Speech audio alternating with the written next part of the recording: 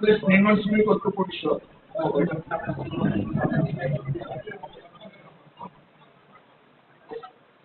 বাংলাদেশ নির্মাণ শ্রমিক ঐক্য পরিষদের আমি যুগ্ম আহ্বায়ক হিসেবে এই সংগঠনের সাথে নিজেকে সম্পৃক্ত করেছি। আপনাদের এই যে 12 দফা দাবি, এই দাবিটাকে আপনারা সরকারের কাছে উপস্থাপন করেছেন না আগামীতে করবেন?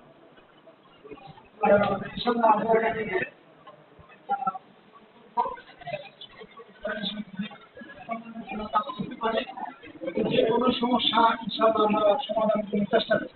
বাংলাদেশ সরকার যেভাবে আমাদের জানানো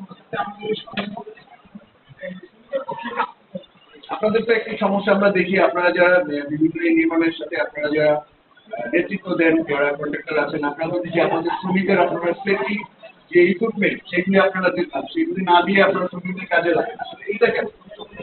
বিভিন্ন মানুষরা মজুরির টাকা আর টাকা পয়সা কম দিয়ে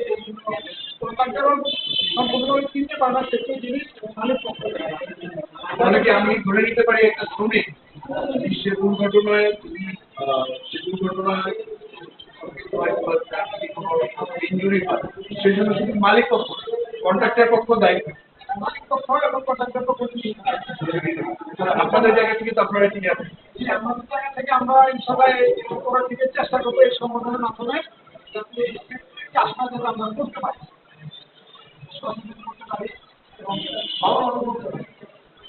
যেহেতু আপনারা শ্রমিকের কল্যাণের জন্য শ্রমিকের পাশে আসছেন, প্রথমত তো আপনারা শ্রমিকদের যে সেফটি ইকুইপমেন্ট আছে, হ্যান্ডগ্লাস, পায়ে ফুল, কোমরের রশি, এগুলোর ব্যবস্থা তো আপনারা করবেন, তাই ইনশাআল্লাহ আমরা